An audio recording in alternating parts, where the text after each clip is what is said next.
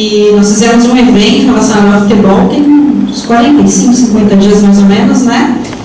E eu tive a grata surpresa de conhecer o Silas era o palestrante da noite, acabou que o Amoroso apareceu por lá também, né?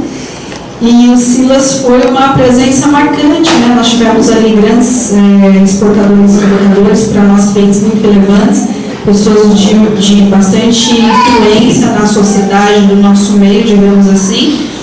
E o Silas, ele literalmente roubou a cena, né? Eu falei com meu marido, de lá mesmo eu postei no grupo nosso do WhatsApp, falei, gente, a gente precisa levar o Silas lá na igreja, não sei como é que vai ser. Eu nem tinha falado com ele ainda no final da reunião, mas falei, não sei como é que vai ser, o que Deus vai fazer. A gente tem que levar o Silas, porque foi uma reunião muito agradável, foi uma reunião engraçada, né? O Silas contou algumas coisas, eu não sei como é que ele vai conduzir aqui essa noite. A ideia é que se traga uma palavra de Deus para o nosso coração, mas que também no final a gente tenha um tempinho aberto para perguntas. E você vai falar de Copa, de futebol, o que a gente quiser. Pode ser?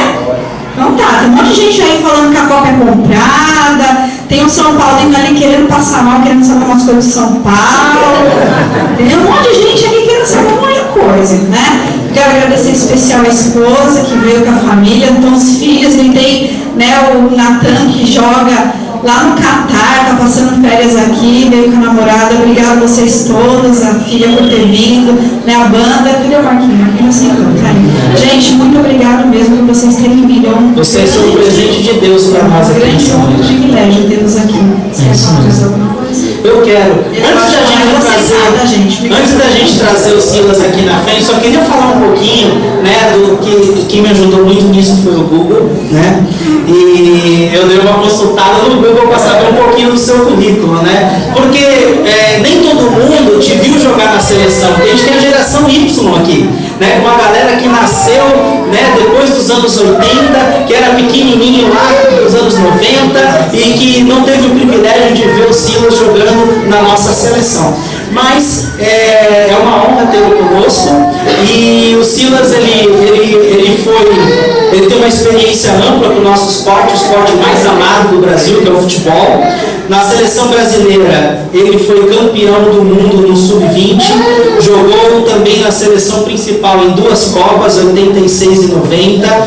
O Brasil ganhou na Copa América quando ele fazia parte da nossa equipe. Jogou em diversos clubes. No Brasil, jogou em São Paulo, no time do São Paulo, foi campeão paulista, campeão brasileiro. No Inter, Che Gaúcho, campeão gaúcho, Che campeão da Copa do Brasil, do Vasco da Gama. Rodou, né? Você aprendeu vários sotaques, né? Nessa viagem aqui. Falou gauchês, dá licença, mano, em São Paulo. Depois o carioquês, né? Lá no Vasco da Gama, entre outros. Internacionalmente, ele jogou no Sporting de Portugal, num time no Uruguai, na Itália, Japão, Argentina. Rodou, enfim. E depois dessa vasta experiência como jogador, ele se tornou um auxiliar técnico. Você vê como a vida é feita de degrau, gente? Você vê como a vida é feita de passos. Ele deu um passo como jogador, depois deu um passo como auxiliar técnico, depois se tornou um treinador. E eu fiquei sabendo que você foi eleito treinador do ano lá em Florianópolis, né? Terra boa aqui no lugar, gente. Muito bom no time do Avaí, que ele treinou lá e foi muito bem quisto pelo povo. Jogou também, foi treinador também no Catar, que o seu filho, você joga lá? Então, passa muito calor? Catar vai sediar a Copa de 2022, né? Então, vamos dar nossas calorosas boas-vindas ao Silas. Seja bem-vindo.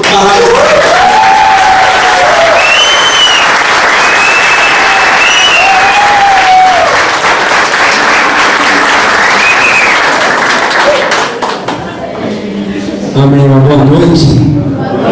Estou muito feliz de estar aqui, muito contente também de ver a maneira como o pastor Fábio, como a Daniela, né, e como o pessoal da igreja tem conduzido esse tempo, e muito feliz mesmo.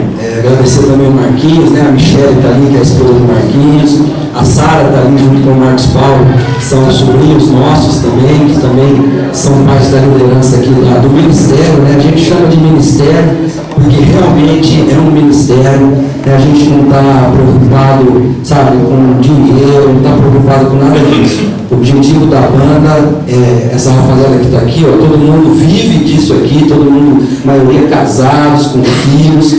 E eu estava na Bahia quando nós fechamos, né, com a Daniela, e nós viemos para cá. E a Daniela estava preocupada.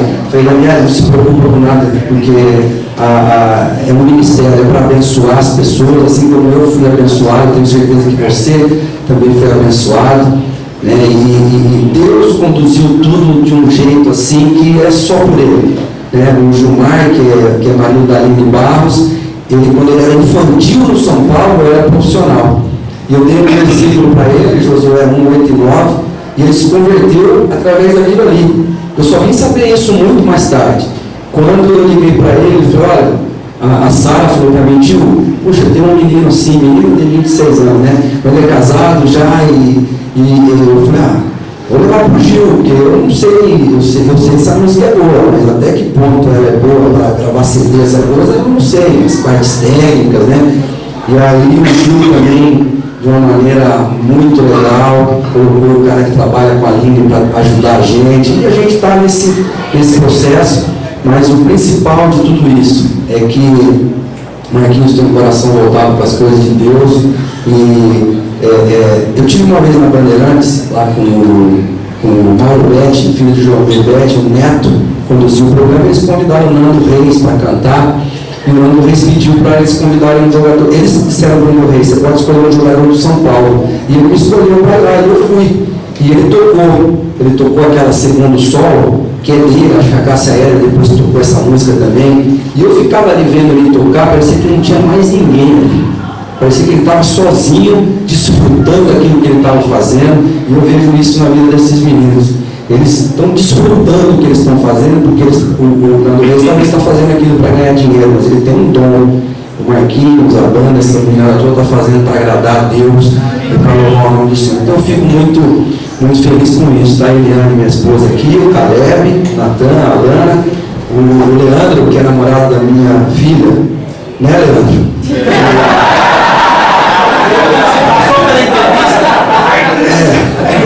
Essa semana ele foi lá para casa na Campinas e o pessoal está pegando ele individualmente lá.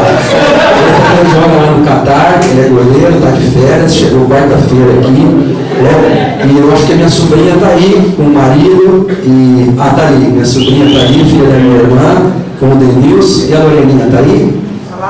Está lá. E a Loreninha, que eles moram aqui em Santos também. Né? Então, além da família do Leandro que está aqui, a mãe do Leandro está aqui, o pai e a irmã do Leandro, eles estão aqui. Então é realmente uma alegria muito grande, né, para a gente poder estar aqui nessa noite.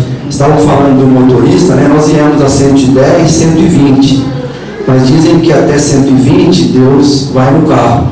De 120 para lá, Deus sai e o diabo sobe. Aí se de 140 para cima, até o diabo desce. Fica sozinho mesmo. Então, tomar cuidado com isso aí, né? Vocês sabem que eu quase vim para Santos, né, em 2010. Quando eu saí do Havaí, nós fizemos uma campanha muito boa na Série A, nós ficamos em 6º lugar. E aí o Álvaro, quando assumiu, ele estava para assumir o Santos, ele queria me trazer para cá. E o Grêmio queria o Dorival Júnior lá. E aí acabou que eu já tinha dado a minha palavra para o pessoal do Grêmio. Quando vocês estavam naquele jogo da Copa do Brasil em 2010, que o Santos perdeu para a gente lá no Sul de 4-3, e depois ganhou de 3-1 aqui, com o Robinho, cadê os Santistas aí? Meu filho estava aqui, depois ele xingou até os meus jogadores lá. E aí o Santos acabou sendo campeão da Copa do Brasil naquele ano, né? Foi quando pintou o Neymar, o Robinho estava aqui de volta. E o Ganso, o Paulo Henrique fez um gol na gente lá que... então quase que a gente veio para cá. E agora, quando eu voltei do Catar, que eu estava no Náutico, o Santos também me chamou para vir. Mas não deu certo, eu não tinha assinado ainda lá no Náutico, mas eu tinha dado a minha palavra. E eu aprendi uma coisa muito séria desde que eu era muito criança ainda. Meu pai dizia assim para mim: eu espero que você não tenha que assinar um documento para cumprir a tua palavra. E aí, quando eu cheguei lá no Recife, nós fomos para Serra Talhada, 500 quilômetros de Recife, que é a terra do Lampião. Serra Talhada é a terra do Lampião. Quando nós voltamos, no domingo à noite, o pessoal ligou: o presidente quer você lá em Santos na segunda-feira. Eu falei: puxa, como é que eu vou fazer? Eu não assinei aqui ainda no áudio, mas eu dei a minha palavra aqui. E era tudo que eu queria, ficar aqui perto de casa, né, perto da minha família, porque a vida de treinador realmente é muito complicada nesse aspecto. Mas que você possa também, né, quando você der a sua palavra, pensa bem que você dá a sua palavra para cumprir essa palavra até o final. Né? Amém? Vamos curvar a nossa cabeça, vamos orar. Eu queria compartilhar um trecho da palavra com vocês. Senhor Deus e Pai, louvamos o Teu nome, Senhor, nesta noite, porque o Senhor já está aqui, Pai, no nosso meio. A Tua palavra diz, Pai, que onde estiverem reunidos 2 ou 3, Pai, em Teu nome, Tu estarias ali no meio deles, Pai. Nós te louvamos, porque o Senhor já está aqui. E nós te damos graças, Pai, porque nós já temos sido abençoados pela Tua presença, Senhor. O Senhor é a pessoa mais importante aqui, que nós possamos falar do Teu nome, que nós possamos proclamar, Pai, as Tuas grandezas, as Tuas maravilhas, Pai, aquilo que o Senhor faz. Não viemos aqui, Pai, para falar de religião, não viemos aqui para falar de nós mesmos, Pai, não viemos aqui para falar também o que as pessoas querem ouvir. Nós viemos aqui para falar aquilo que o Senhor tem para cada um de nós. Que o Senhor nos abençoe, Pai, que o Senhor agora abra, Pai, os olhos, Pai, dos nossos corações, para que a gente possa realmente entender tudo aquilo que o Senhor tem para nós, e que o Teu Espírito Santo possa compartilhar com cada um que aqui chegou, segundo a necessidade de cada um. Nós não ficaremos com nada para nós, porque somente o Senhor é digno de receber honra, de receber glória, Pai, e louvor. Em nome de Jesus nós oramos. Amém. Amém. Queria que você pegasse a sua Bíblia, que você abrisse no livro de Isaías, no capítulo 6 de Isaías. Deus tem incomodado muito o meu coração nesses tempos. Eu estava na casa dos meus sobrinhos ali, e ele disse que ele foi de manhã na igreja, e o pastor falou justamente sobre isso. E eu falei: puxa, que interessante, né? Como Deus ele fala com a gente. Eu disse assim para ele que eu tenho sentido isso no meu coração. Até um tempo atrás, a impressão que a gente tinha é que por nós estarmos envelhecendo, e é a forma natural, aqueles que são filhos de Deus, você chegar ao céu, a gente vai envelhecendo, chega o nosso tempo. Hoje de manhã nós perdemos a sogra da minha irmã, mas Dona Esther, ela é judia russa, né? Mas ela já estava com quase 100 anos, e ela faleceu nessa manhã. Mas nós de forma natural, viveu muitos anos, né? Viveu muitos anos. A Bíblia fala que uma geração são 70, 80 anos, e o melhor deles é enfado e canseira. Então existe essa forma natural da gente envelhecer, mas a impressão que eu tenho, e que algumas pessoas têm, isso digo de forma espiritual, é que não só nós estamos indo para lá, mas que Deus está vindo na nossa direção. Porque realmente os dias que nós estamos vivendo são dias complicados, são dias difíceis, principalmente para quem quer andar em retidão, para quem quer andar de forma honesta, para quem quer ser marido de uma mulher só, para quem quer ter no seu projeto de vida, encaminhar os seus filhos. O nosso maior projeto de vida, Eliane e eu, nós estamos 27 anos casados, é encaminhar os nossos filhos. As outras coisas depois são importantes também, mas nesse momento o nosso maior projeto é encaminhar, né, os nossos filhos para que eles tenham namorado, como é o caso do Leandro, um menino cristão, com família cristã, a Alana, a mesma coisa, o Caleb vai namorar, né? Fica pouco, né? Calma, com 17 anos, né? Calma.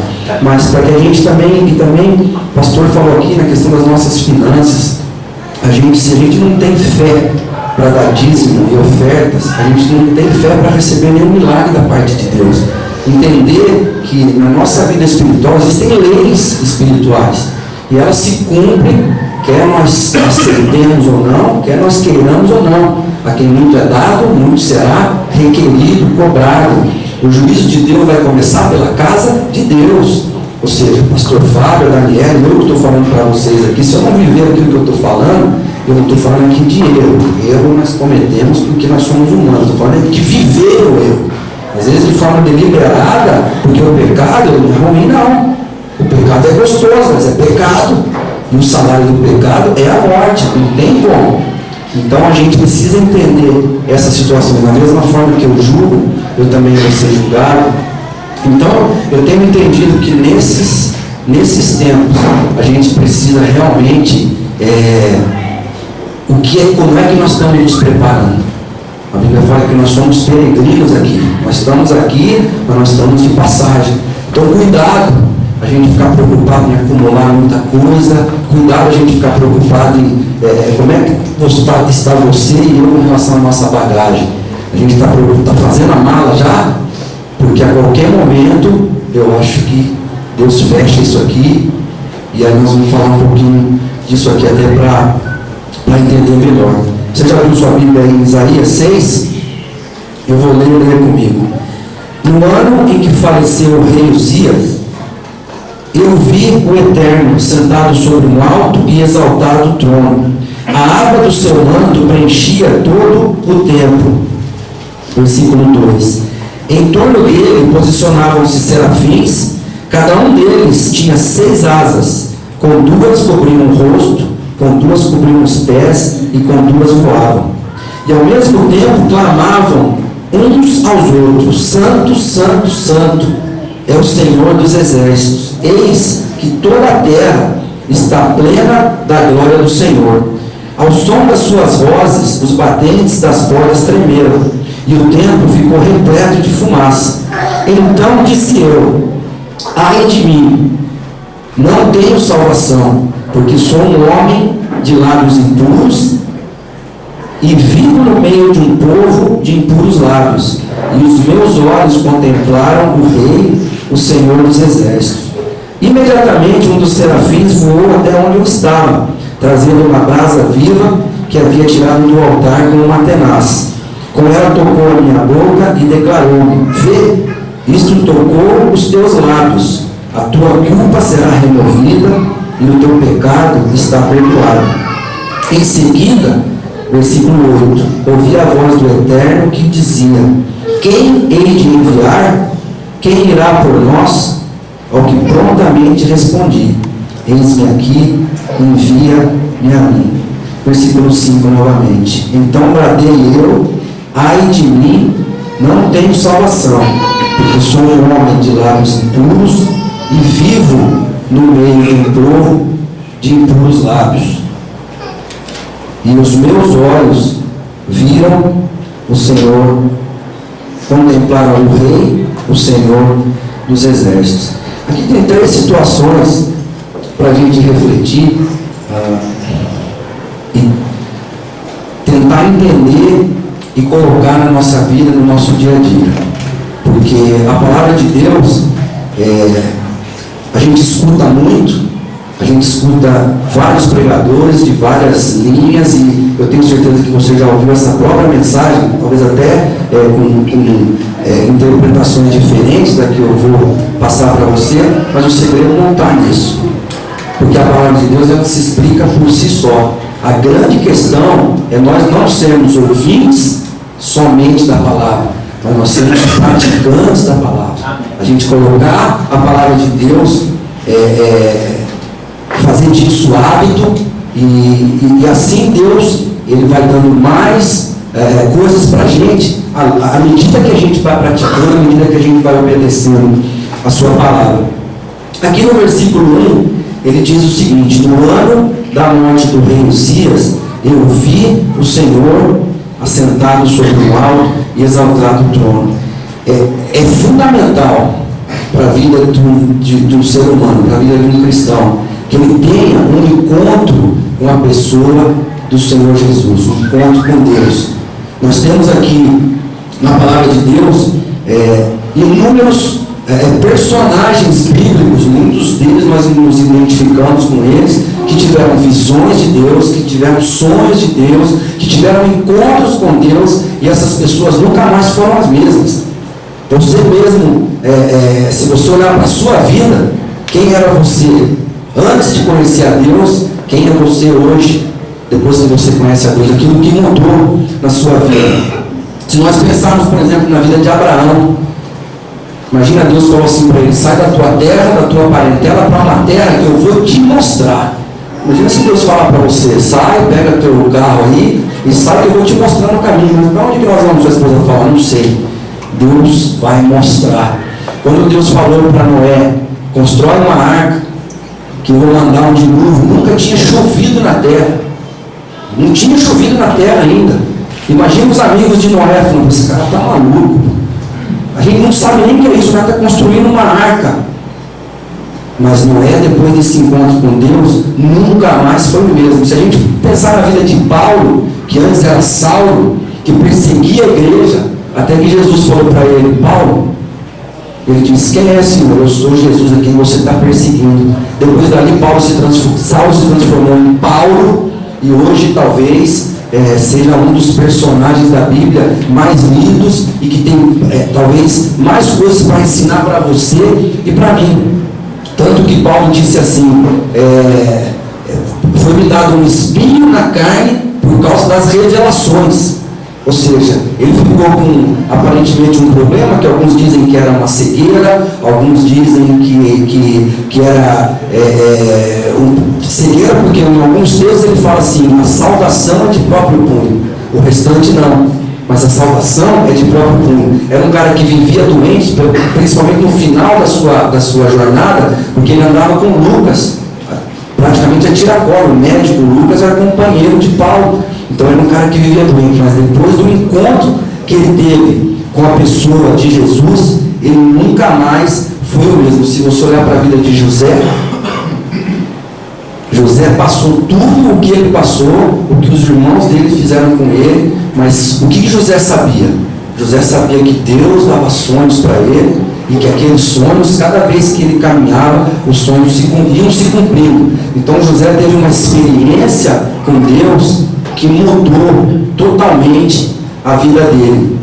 E aí, se você olhar para a música do Kleber Lucas, por exemplo, ele diz que Deus é o Alfa, é o Ômega, que Deus é Jeová Jiré, um Deus provedor, Nissi, Deus é a nossa bandeira, Elohim, o Deus Todo-Poderoso. Ele diz que é Yahvé Titsekenu, que é a minha justiça. E aí, se você olhar para as palavras de Jesus, quando ele conversa com os seus discípulos, ele pergunta para os seus discípulos: e vocês? Quem vocês dizem que eu sou? Ele olhou para os discípulos que andavam com ele e perguntou para os seus discípulos: e vocês? Quem é que vocês dizem que eu sou? Agora, como a gente pode conhecer a Deus? Como a gente pode conhecer a Jesus sem andar com ele?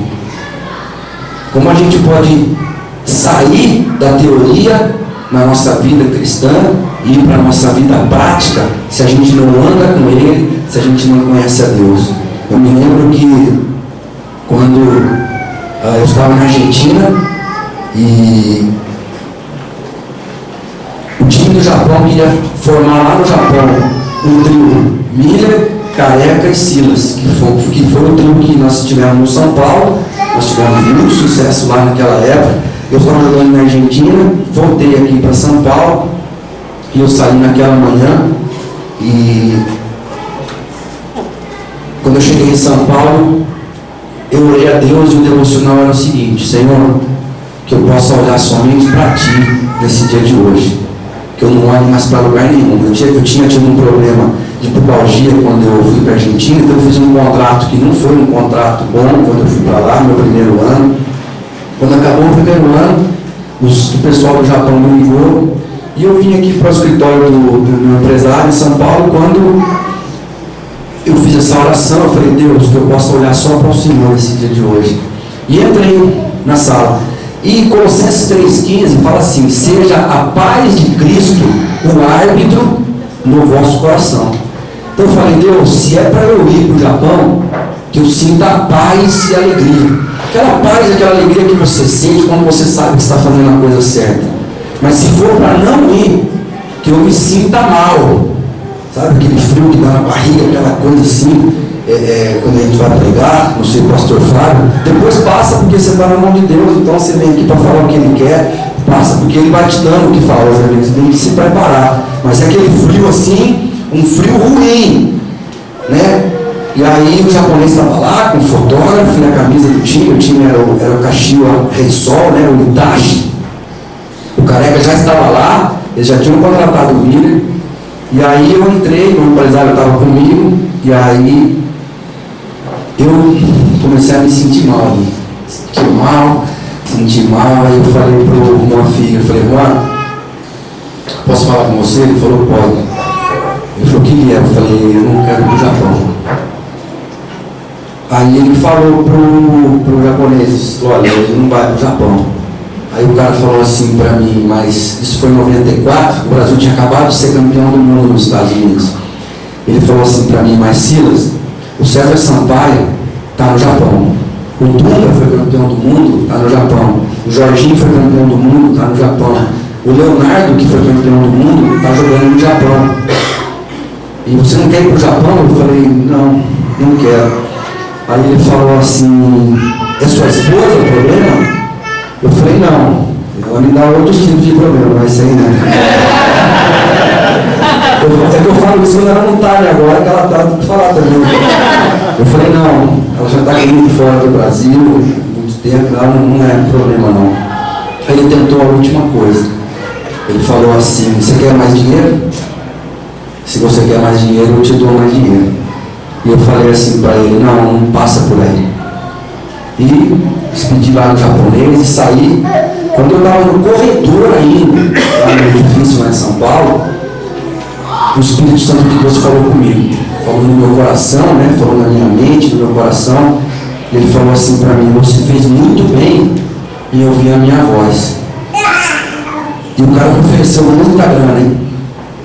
Era grana, sabe? Porque o jogador de futebol, a carreira dele é uma carreira que não é uma carreira longa. Eu joguei até 38 anos, a minha já foi uma carreira longa. O jogador de futebol não joga muito. Se ele tiver um acidente no percurso, ela é mais curta ainda. Então era uma grana para gerações. E levando em conta que eu vim num contrato ruim, aquilo ali era o sonho de qualquer jogador. E aí quando o Espírito Santo falou assim para mim, agora você não se esqueça de uma coisa, eu sou Deus e eu não fico devendo nada para ninguém. Nós tínhamos sido segundo lugar no campeonato argentino naquele ano. Eu lembro que o treinador falou assim para mim, Marcilas, fazer outra campanha igual essa que vocês fizeram lá na Argentina vai ser muito difícil, porque eu jogava no time do Papa, no São Lourenço. Joguei 4 anos lá. Eu falei, eu não estou lá para ser campeão, eu não estou lá, eu estou lá porque Deus me quer lá. E ele falou assim, Deus falou assim para mim naquela tarde, você não se esqueça de uma coisa, eu sou Deus e eu não fico devendo nada para ninguém. Voltei para a Argentina, nós fomos campeões argentinos depois de 22 anos. O São Lourenço foi campeão argentino. Eu fui escolhido o melhor jogador da Argentina. O Maradona estava jogando lá. Quase normalmente é impossível. O Maradona está jogando no campeonato, eles derem qualquer coisa para outra pessoa. E aí, quando nós fomos num canal de televisão, olha o que Deus faz através de uma pessoa que tem uma vida de obediência e que olha para Deus e não olha para mais coisa alguma, porque as ofertas elas vão aparecer para você assim como elas apareceram para mim. Nós fomos num canal de televisão, o cara falou, são 25 mil dólares por semana no programa. Nós queríamos ter um programa de televisão de 1 hora. Ele pegou e falou, eu falei assim, nós não temos nem 25, nem 10, nem 5, nem 500. Eu falei, o que eu tenho é o seguinte, nós somos em 8 atletas, 5 do futebol e 3 do atletismo, 1 do judô, que nós vamos ser exclusivos de vocês. Ele falou assim para mim, traz um programa, um piloto, naquela época era VHS ainda, né? Acho que o DVD estava saindo, e aí ele falou, se tiver lugar na grade, daqui a uns 3 ou 4 meses o programa vai pro ar. Nós fizemos um programa, eu levei para ele, Eu lembro que eu levei uma quinta-feira. Eles olharam o programa, telefonaram para a gente e falaram: segunda-feira o programa vai para o ar. O programa foi para o ar na segunda-feira, ficou 6 anos no ar, chamava A Grande Jogada, A Grande Jogada.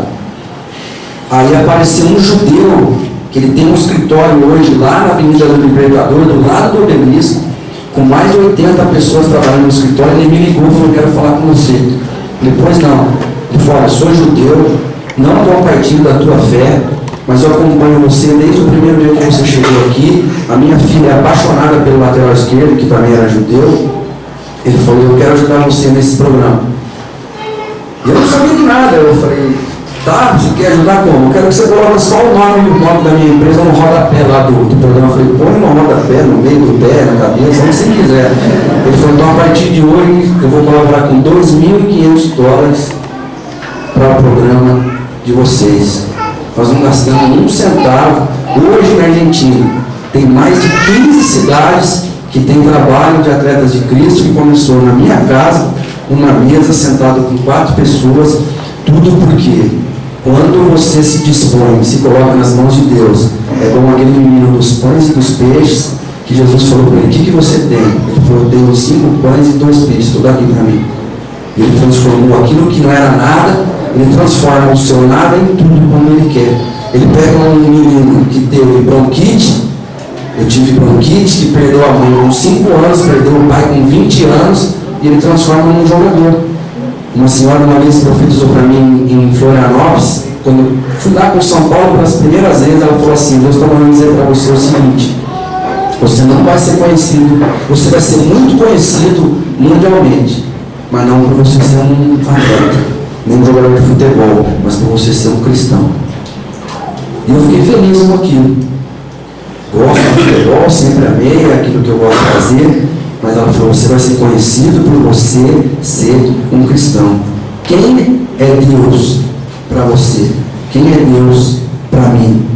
No Salmo 1, ele diz: feliz o homem que não anda segundo o conselho dos ímpios, não se detém no caminho dos pecadores, não se assenta na roda dos escarnecedores. Antes o seu prazer está na lei do Senhor, na sua lei medita de dia e noite. Ele é como árvore plantada junto a correntes das águas. Ou seja, quando você está plantado junto à corrente das águas, quer dizer que o Espírito Santo de Deus, ele está constantemente trabalhando na sua vida.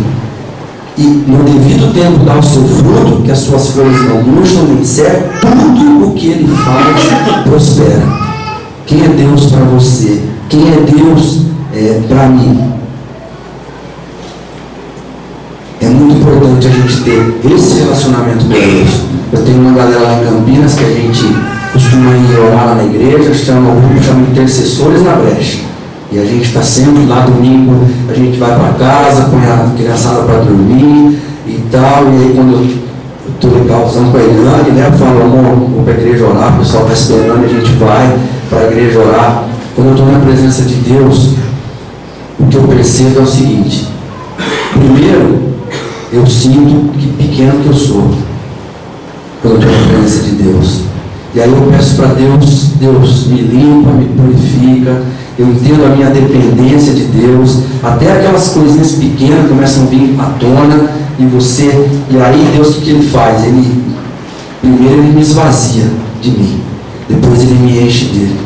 E aí quando eu saio dali, eu sou a maior pessoa que tem no universo, porque eu estou com Deus dentro da minha vida. Esse é o Deus que a gente serve, esse é o Deus que a gente crê, esse é o Deus que, quando você fica desempregado, você não fica preocupado, porque você sabe que basta ele estalar um dedo e a situação toda muda. Ele é um Deus, como a gente falou aqui, quando ele abre a porta, não tem demônio nesse mundo que fecha.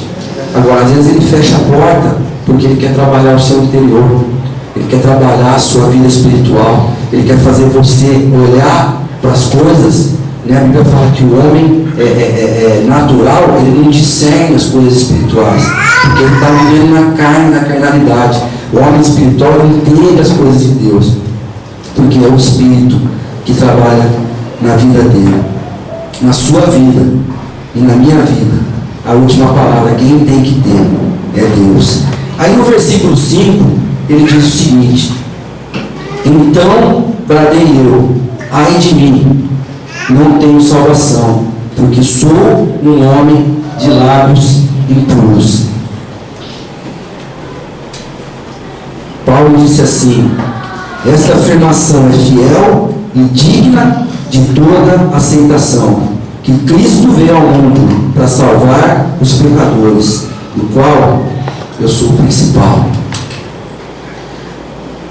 O segredo do Evangelho é nós reconhecermos que nós somos pecadores diante de Deus, que nós precisamos dele. Mário Sérgio Cortella é um filósofo, professor de universidade. Eu tenho escutado algumas palestras dele sobre educação e um cara legal. Tem muita coisa que ele fala que a gente pode aproveitar. E ele diz o seguinte: que você é um indivíduo entre outros quase 7 bilhões de indivíduos de uma única espécie pertencente a um planeta entre 8 planetas e que gira em torno de uma estrelinha que é o Sol, entre outras 100 bilhões de estrelas, compondo uma única galáxia entre outras 200 bilhões de galáxias. Ou seja, nós somos esse indivíduo pequenininho que está no meio desse universo gigantesco, que eu precisaria de usar um painel para a gente conseguir visualizar, para a gente conseguir entender o tamanho, o nosso tamanho. Ou seja, nós somos uma coisa minúscula nesse universo que Deus criou, que é gigantesco.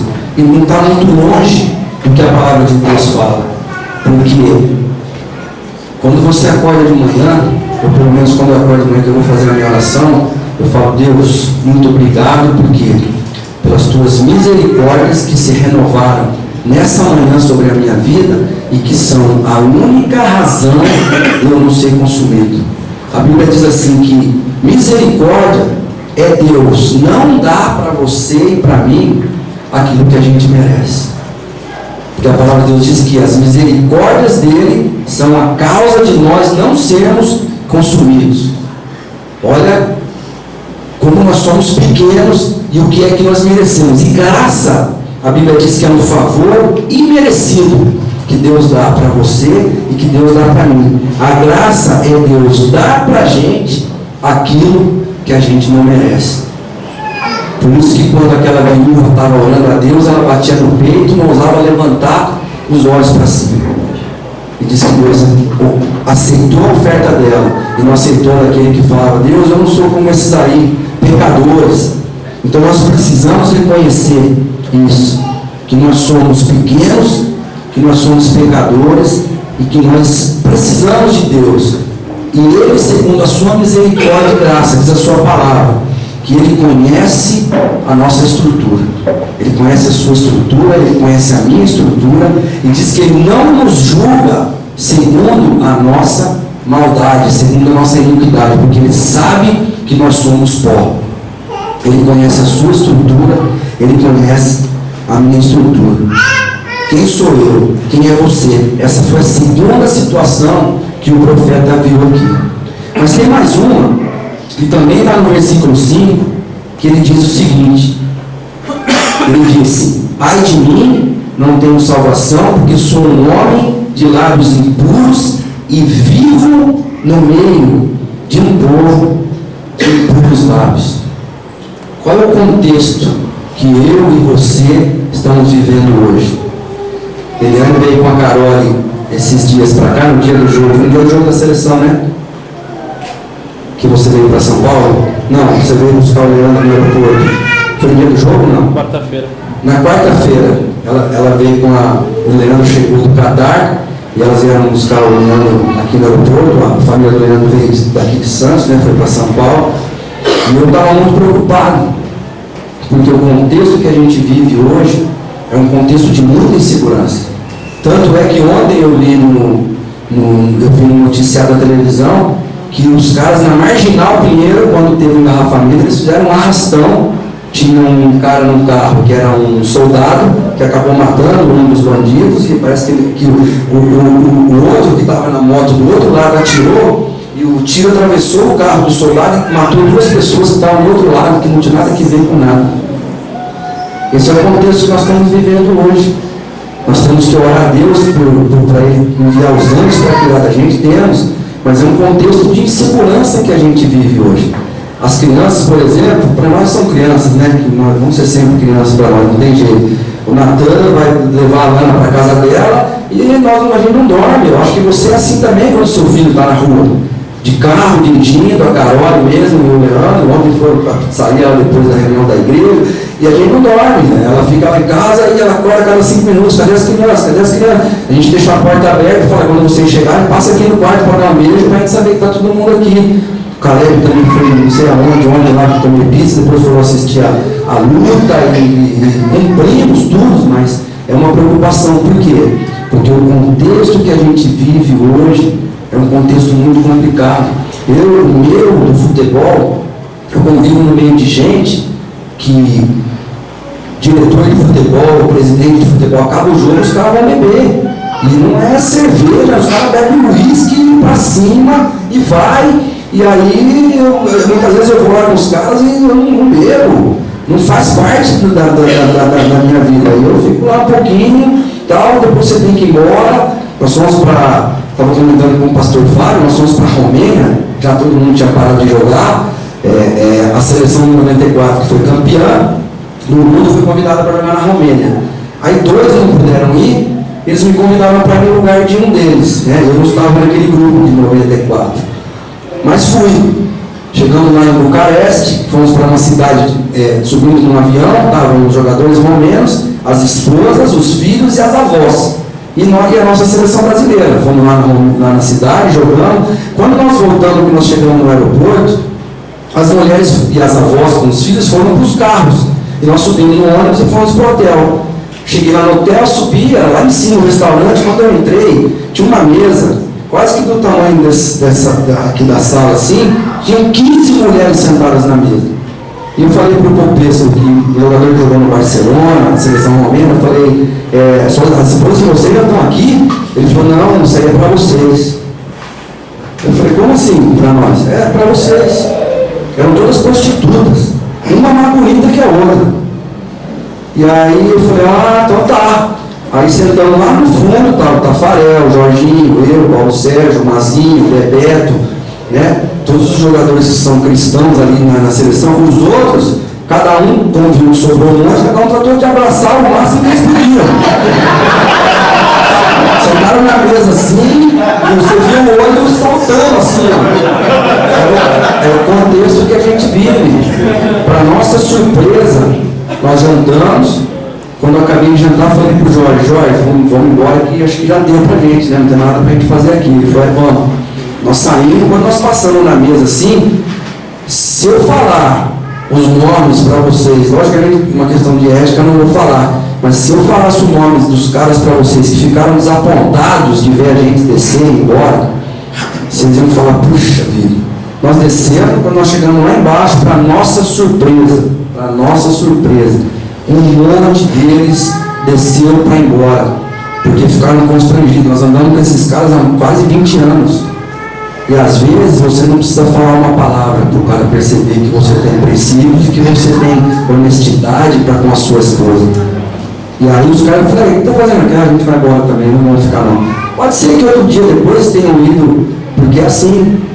Mas a semente daquilo que a gente falou a vida toda, ela ficou plantada no coração deles, porque o contexto que a gente vive é ruim. Às vezes você vai com a sua empresa para um evento numa outra cidade e você sabe como é. A parte do trabalhista é até quinta ou sexta, e a passagem de avião é para voltar no domingo. Por quê? Para poder ficar lá o sábado, para poder ficar sexta-noite para sábado para domingo, e aí só Deus sabe o que acontece. Você é cristão, você tem princípios, você está lá, se você não entrar na dos caras, você vai ser um dedo duro, porque o chefe está lá, porque o outro está lá, não sei quem está lá, e aí é capaz de você perder o seu emprego porque você não entrou naquela situação que, não, se todo mundo fizer, ninguém vai poder acusar ninguém. E é realmente muito complicado, porque o contexto que a gente vive é muito complicado. Se a gente for para o aspecto moral, e você olhar hoje para a televisão, não é mais menina beijando menina, isso aí já ficou atrás, isso aí já é fichinha. Se você sair na linha da praia, você vai ver a menina de mão dada, uma com a outra, lá em Campinas, é uma vergonha aquilo lá. Aí não é também homem com homem, que isso aí também, homem beija homem, isso aí já está ultrapassado também. A questão agora, a novidade agora é a mulher roubar a mulher do cara. Não é nem a mulher roubar o marido da outra, é a mulher, a última novela, não sei se acabou, se não acabou, eu não vejo, graças a Deus, se você ver, sai fora, isso é coisa que não presta. A mulher agora ela vai roubar a mulher do cara. Já roubou, né?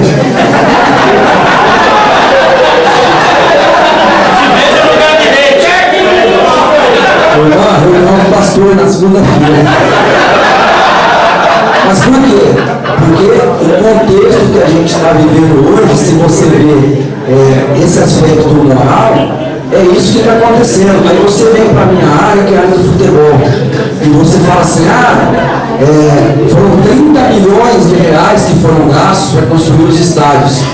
Mas você vai lá na Alemanha, e o ex-presidente do Bayern de Munique, que é o time número 1 hoje no mundo, teve que pedir demissão. Porque ele meteu a mão numa grana lá que não era dele. Então existe corrupção na área financeira lá fora também. Aí você vai para o Barcelona, que hoje é o segundo maior time do mundo. O ex-presidente, por causa das questões do Neymar aí, também subiu um monte de dinheiro lá, também está sob juízo e teve que pedir demissão. Aí você vai para a Itália, tem o Silvio Berlusconi, que é o político, ministro e presidente do Milan.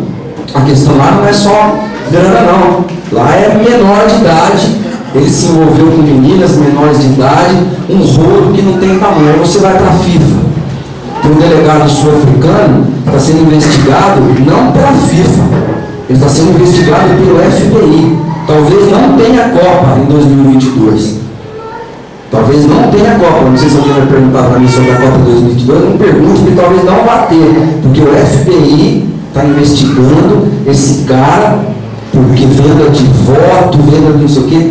Esse é o contexto que a gente está vivendo hoje.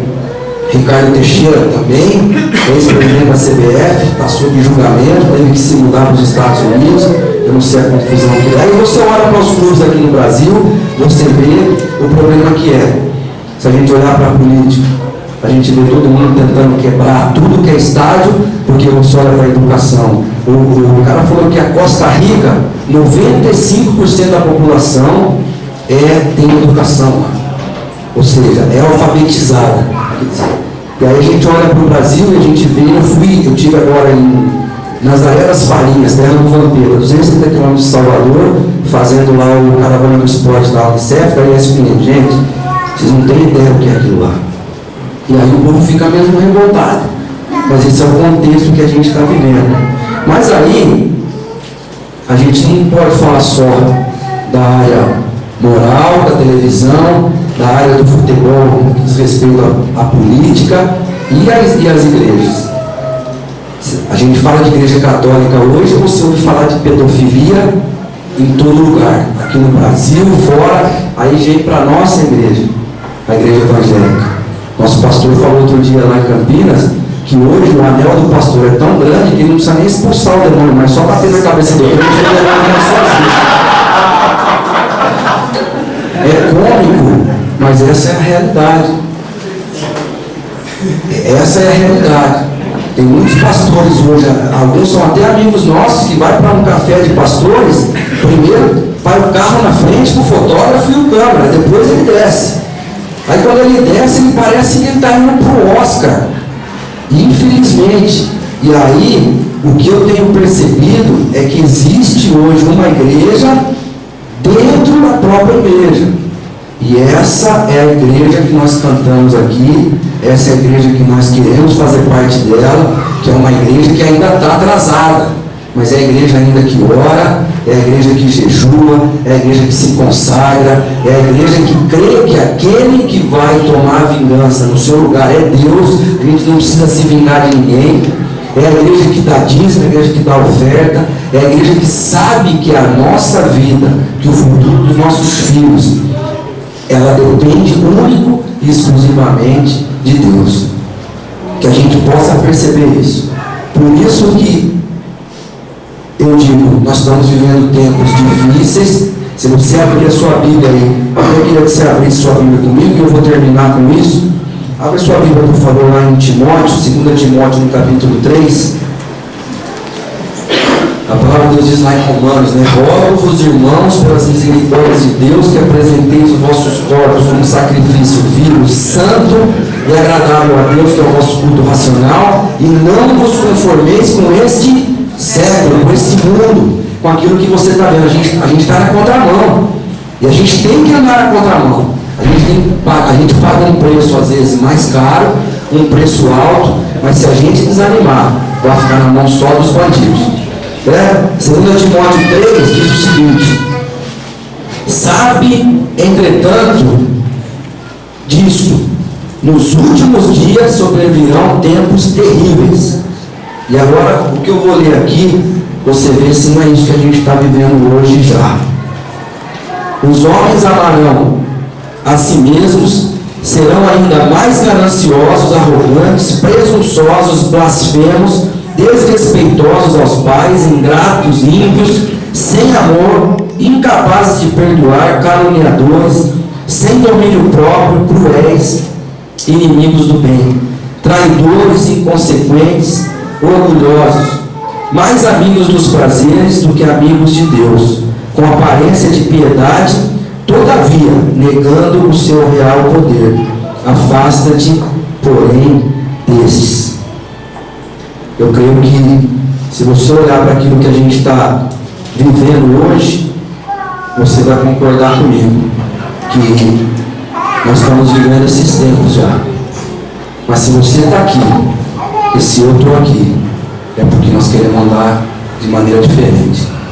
Nós queremos andar debaixo da autoridade daquele que diz que tem todo o poder no céu e na terra, e que diz que vai ser com você e comigo todos os dias, não é uma semana, um ano, um mês, quando você estiver bem, ou quando você estiver, não, ele vai andar com você e comigo todos os dias da nossa vida. Então que a gente possa, de uma vez por todas, entregar a nossa vida nas mãos dele, porque ele conhece o seu coração, ele conhece o seu coração, ele sabe aquilo que é melhor para você, aquilo que é melhor para mim. Amém? Amém. Eu queria que a gente se colocasse de pé e que fechasse os nossos olhos.